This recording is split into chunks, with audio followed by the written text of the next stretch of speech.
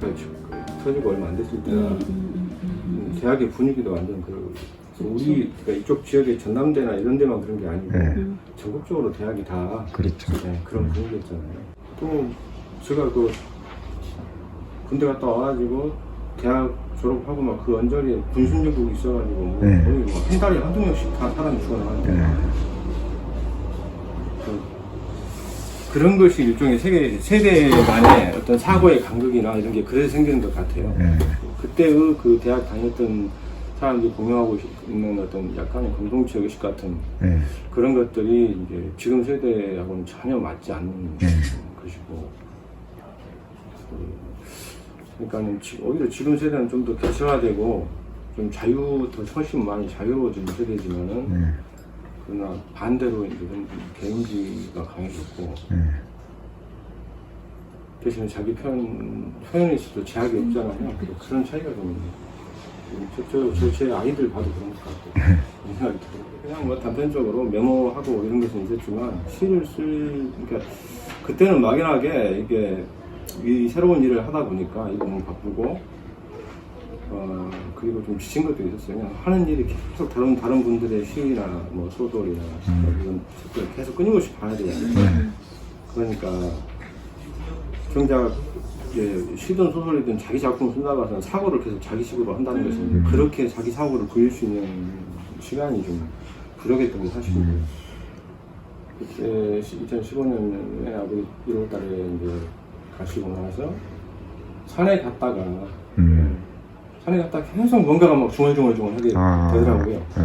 그래서 이제 메모하고 쓰고 하면서 이제 한 편씩 써봤던 거예요. 좀 쓸 수도 있겠다. 그런 생각을 좀 했죠. 그래가지고 조금씩 썼던 거예요. 뭐 계속 1년 내내 썼던 건 아니고 그렇게 하다 보니까 좀 선수가 좀 쌓였고 작품이 좋은지는 모르겠지만 어쨌든 조금씩 썼습니다. 그래서 이제 정리할 시간을 좀 정리해야 되겠죠. 초창기에 선배 문단 이제 선배분들하고 의토하겠던 그런 것들은 초창기 때 좀 강했고요. 그때 당시에는 이 문학들을 계속 해갈 수 있을까 거의 약간 반신반의하는 그런 과정에서 책을 계속 만들었던 거죠. 그리고 이제 문학들이 향후에 이런 출판 일을 하는 데에 문학들이 도움이 될 거라는 생각은 그때 당시에는 거의 목적이도 들어가 있었지 않았고 좀 순수하고 좀 무모한 것이죠. 그냥 아주 단순한 반응이었어요. 그냥 이 선배들 이야기 하니까 또 제가 너무나 그쪽에 가까운 사람이고 일부이니까 그래서 큰 고민 없이 그 자리에서 그냥 한번 해봅시다. 이렇게 시작한 일이었는데 그때 경고한 말씀 드린 것처럼 뭐 이렇게 한국문화예술위원회 문예지 지원 제도 그거 하면서 사실 우리가 첫 해 때에 그 당시 때 문학들 첫 해 한 해 원고료가 한 450, 500 정도 나왔던 거예요. 그러니까 처음에는 우리도 원고료가 얼마 안 됐거든요.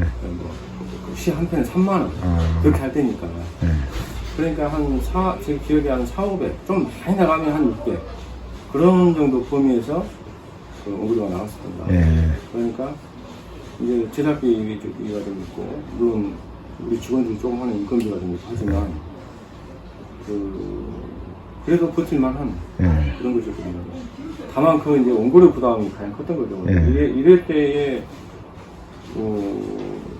같이 여기 들어와 있던 선배들 중에서 몇 분이 이제 주위에 의사분들 또는 뭐 이렇게 좀 지인 기업하시는 지인분들 광고 같은 표지 광고라든지 50만 원짜리, 100만 원짜리 좀 따가지고 도와주시고 그런 게 한 1년 한 해에 그게 한 해에 한 많으면 200 광고비가 정도 됐었고 그러고 나서 이제 문화예술위원회에 문예지 지원금을 받게 됐으니까 그러면서 원고료 부분 일정 부분을 좀 해결이 된 거잖아요.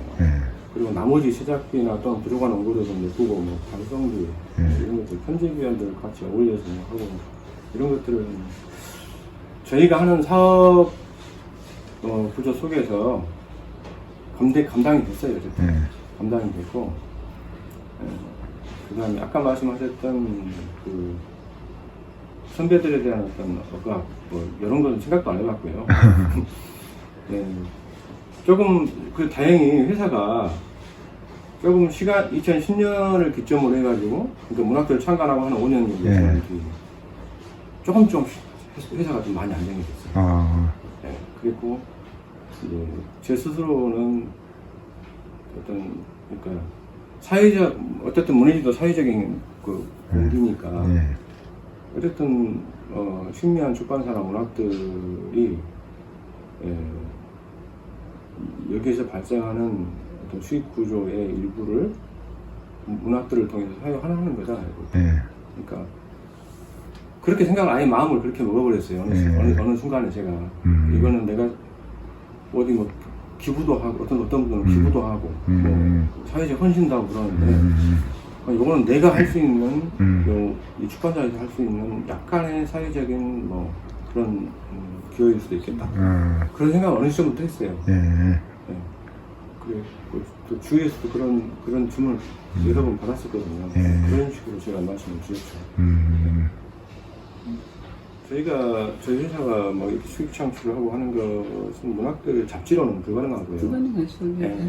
그리고 뭐 완전 적자고 이제 제가 인터뷰 때 말씀을 드렸지만은 저희가 신미안이 처음에 만들어질 때 한국 기획사로 만들어졌다가 그때는 이름도 신미안이 아니었고 신미안 출판으로 하면서 이제 점점 광고 일들이 줄었죠. 줄기는 줄었고 특히 이제 저희들이 많이 했던 것은 주위에 있는 대학에서 하는 여러 가지 프로젝트 이런 일들도 더러 많이 했어요. 거기에서 나오는 보고서 작업도 많이 했고 또 이제 개인적으로 저희가 출판사를 하다 보니까 그것과 연계된 것이긴 하지만 지역에 있는 이제 고문서들 예컨대 이제 여기지고 이렇게 뭐 이런 거 있잖아요. 몇 가지 뭐. 또 실제 여기 없는 것도 있지만 굉장히 많거든요. 이런 것들 다 이렇게 번역하거나 해제한 것들이에요. 소장 자료들 이런 그 지역에 나오는 공문서들 이런 것들은 어떻게 보면 영역 사업 같은 것이거든요. 그리고 뭐 서점에 나가는 책은 아니에요. 저러 나가는 책들도 있죠. 있긴 하지만은 대부분 다 영역 사업인데 뭐 이런 책들 아까 말씀드렸던 이런 책들이 다 그런 책들이에요. 이런 공문서 분류한 책들이 이런 책들을 하면서 그 발생하는 수익 그 대학의 어떤 여러 가지 프로젝트 뭐 다 그런 거잖아요. 이것도 뭐 전남대 박물관 뭐 60년사 이런 책들이잖아요. 그러니까 뭐 이런 책들을 하면서 거기에서 거의 사실은 저희는 거기에서 발생하는 수익금을 이렇게 나누는 거예요. 문학들 만드는데 좀 보태고. 그러니까는 물론 이제 문학들이 지금 한 17년 가까이 해오면서 그 문예지 종합문예지다 보니까 거기에서 파생하는 이제 뭐 시집이나 소설집 이런 것도 있긴 하죠. 시리즈가 이쪽에 있는 것들이 시리즈고 이게 좀 시리즈잖아요. 문학들 시선. 시선들 또 여기 꽂혀 있는 것도 어떻게 보면 소설들이고. 그러니까. 그런 것들, 이런 이제 문학 관련 책들이 서점에 나가긴 해요. 더러 그 중에 이제 팔리는 것도 있고, 안 팔리는 책도 있겠죠. 근데, 그러니까 요 문학들에서 발생하는 요거 가지고는 사실 출판사 유지하기는 불가능합니다. 네, 직원들 인건비도 안 나와요. 지역에 있는 작가분들의 청탁 비율이 약 한 40% 정도? 거기 여기서 말하는 지역이라고 하는 건 광주, 전남, 저희가 여기에 근거지를 두기 때문에 그분들이 한 40% 정도 하고 나머지 60%를 가지고 이제 타 지역에 계신 분들한테 청탁을 하는데 주로 굉장히 신인들한테 많이 갑니다. 네, 원로나 이런 분들 거의 없고요. 그 최근 2, 3년 사이에 등단한 신인들 중에서 작품이 가장 좋았던 사람들이에요. 그래가지고 편집위원들이 판단할 때 자기가 맡고 있는 분야에서 뭐 이번에 뭐 신춘문예 상영작들 중에서는 어디 신문에 누가 작품이 제일 좋았다. 그 친구한테 그런 여러분부터 좋다. 그렇게 많이 해요. 또 뭐 문예지의 다른 신인상 수상자 중에서 작품이 좋았던 점이잖아. 그리고 나머지 기성 작가들은 대체적으로 시집이 나왔거나 또는 그 나온 작품 중 최근에 작품이 좋은 분들한테 하려고 많이. 또 하나 궁금한 것은 이런 이제 문예지에 발표된 시나 소설이나 뭐 이런 작품들을 예. 나중에 이제 작품집으로 묶거나 시집으로 묶거나 해갖고 책을 낼 때 예. 그때는 어떻게 합니까? 이미 원고를 줬는데 다시 또 뭐 인쇄를 주고 합니까? 아니요, 그 문예지에 수록한 저작권에 대해서는 수록료인 것이지 예. 그 저작권을 가진 것은 아닙니다. 아, 예를 들면 우리가 이제 작가와 저작권 계약을 하고 출판을 하는 경우에는 그 저작권의 소지가 작가와 출판사에 어느 정도 지분이 같이 있겠지만 예. 그 문예지에 작품 발표를 하는 것은 제가 보기에는 그것은 창작욕이지만 그 사실은 책에 소개하는 네, 그런 쪽에 더 무게중심이. 그럼 따로 인쇄 계약을 따로 해야 되는 거네, 책을 낼 때. 네, 그렇죠. 제가 알기로는 그렇게 해갖고 다만 이제 어떤 특정한 연재물인 경우에는 연재하기 전에 저희가 이거를 책으로 내고 싶다면 사전에 작가와 그에 대해서 구수건 서면이건 미리 합의를 합니다. 요거 단행본은 우리 출판사가 내는 걸로 하고 연재를 한다든지 그런 경우가 있고 또 어떤 경우에는 그렇게 했는데 저희가 책으로 못 낸 경우도 있고요. 예를 들면은 뭐 지금 저희가 사물들 연재하고 있는데 장수들 연재하고 있는데 그 전에 사물들을 가지고 꽤 많은 분들이 한 20여 분 정도 쓰셨는데 저희가 내려고 딱 준비를 하고 있는데 뭐 서울의 뭐 출판사에서 이미 책이 나와버렸어요. 그 컨셉으로. 제목도 똑같이 사물들 이렇게 한겨레 출판에서 나왔는데 그러니까 그 책이 한 권뿐만 아니라 시리즈로 2권까지 나와버려서 저희가 갖고 있던 이걸 이제 벌릴 수밖에 없이 책을 못 냈거든요. 그런 경우가 있고 그때 말씀드렸던 소수자들 이야기를 제가 계속 지금 하고 있잖아요. 그 소수자들 이야기는 지금까지 계속 책으로 2권째 나왔거든요. 그런데 그렇게 하는 경우도 있고요. 지금도 소설을 연재가 네, 되고 있습니까? 네, 이야기들이라는 코너가 소수자들 주연이거든요. 여기 보시면 이 코너가 지금 소수자들. 미혼모의 사람, 네, 10대 이거는 10대 미혼모. 미혼모 이야기인데 요거는 이제 그쪽 분야에 오랫동안 연구하고 관심을 가지고 계신 분이 아니면 우리가 할 수가 없잖아요. 그렇죠. 그래서 전남대학교 사회학과의 윤수정 교수님이 사실은 이 목소리를 하기 위해서 저희 편집인으로 들어오셨었거든요. 계속 이렇게 성소수자 문제라든지 이런 장애인 또 이렇게 또 이주 노동자 문제라든지 이렇게 계속 소수자들 문제를 박기순 열사 책도 여기서 나왔죠. 네. 여기서 나왔어요. 저희가 이제 소설 같은 경우도 되게 5월 뭐 이런 소설들이 물론 최근에 이제 뭐 한강 소설가의 뭐 그런 작품들을 많이 팔리기도 하고 있지만은 대체적으로 5월 관련 소설 누가 지금 잘 안 읽거든요. 그러니까 출판사 타 지역에 있는 출판사들이 뭐 그 당시에 뭐 5월 관련한 그 자기 체험담이라든지 이런 것들은 또 5월에 맞춰서 책을 낼 수도 있어요. 그래서 계속 나오기도 하는데 창작품 문학 책 같은 경우는 다른 출판사에서 안 내려고 하죠. 안 팔리니까. 그러니까 물론 또 5월 이야기 다른 분들이 대부분 이쪽 연구에 계신 분들이 작가분들이 많아요. 그러니까 어떻게 보면 저희한테 계속 그 책이 올 수밖에 없거든요. 저희 도 안 낼 수도 없어요. 그런 책을. 왜냐면 저희 출판사가 갖고 있는 지향점 중에 하나도 그거고. 다른 일반 상업 출판사들은 그 5.18이 지금은 이제 시장성이, 상업성이 좀 없죠. 없다고 생각하는 겁니다. 네. 그러니까 저희는 해마다 계속 꾸준히 그런 책들을 내거든요. 네. 그런 것도 좀 저희 출판사 특성 중에 하나고. 여기 아까 뭐 문학들 이야기를 좀 했었는데 저희가 문학들 여기 보시면은 누강주 리브 같은 이런 주연 같은 경우는 광주 이야기를 계속해서 저희가 싣고 있는 거거든요. 예를 들면 우리가 광주 5호를 포함해가지고 저희는 이제 지역의 개발 문제를 가지고 옛날 방직 공장을 어떻게 할 것인가 그걸 다뤘는데 그러니까는 저희가 여기 지역에 있으면서 저희가 지역 잡지다라고 할 수 있는 게 뭐가 있을까? 그런 것을 이제 어떻게 보면 그런 문학들만의 정체성 같은 거를 계속 이렇게 새롭게 이렇게 혁신하려고 하는 거죠. 저희가 문학들에서 이 누강주 리뷰에서 계속 그런 것들을 묻거든요. 광주와의 인권의 무엇인가, 또 5월에 관한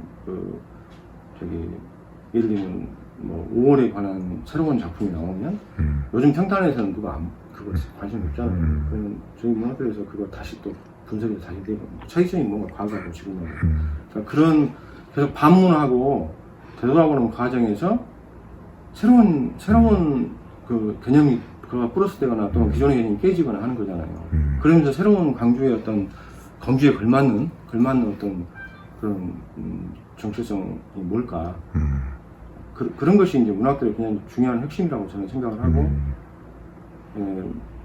이런 것들이 각 지역에서 다 이루어지면 그것들이 모아지고 서로 연대하면 그게 이제 전체의 큰 어떤 그러니까 지역적 특성을 가지고 있으면서도 뭔가 좀 비교해 볼 수 있는 그런 형국이 되지 않을까 하는 생각을 해보는 거예요.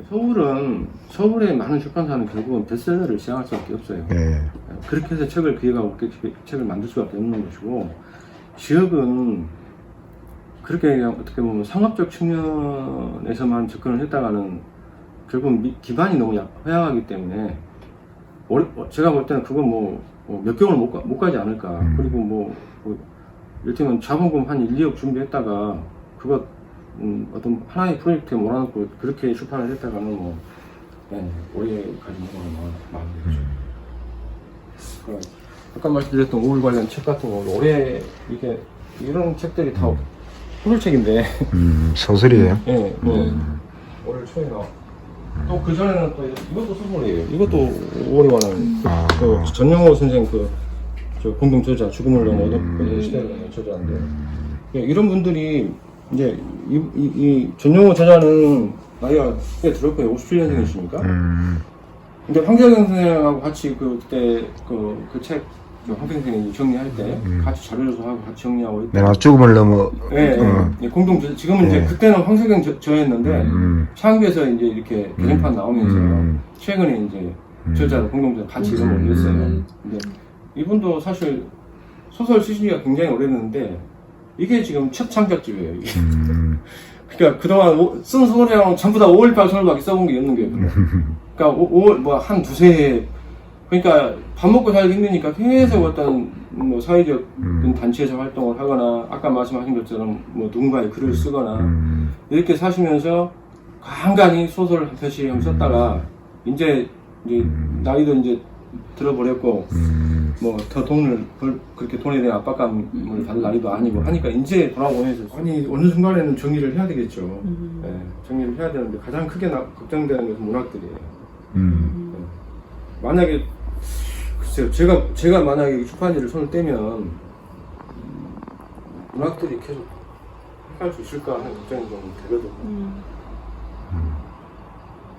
그렇잖아요. 누군가가 예를 들면은 그냥 단순하게 출판사를 경영하는 사람이 들어오면 돈을 주고 문학들에 저감한 사람을 채용을 해서 만들어갈 수도 있겠는데 아마 이렇게 지역에서 이렇게 작은 출판사 규모에서 그렇게까지 가능할까 하는 걱정이 좀 들죠. 그렇다고 하면은 어쨌든 문학들을 생각하면은 어떤 식으로든 제가 계속 출판사 일을 좀 계속 관여를 해야 되지 않을까 하는 생각이 들고요. 아직 언제까지라고 구체적으로 이렇게 세워보지는 못했습니다. 아마도 하여튼 만약에 제가 손을 뗀다고 하면 문학들을 누군가가 맡아주기가 쉽지 않을 거예요.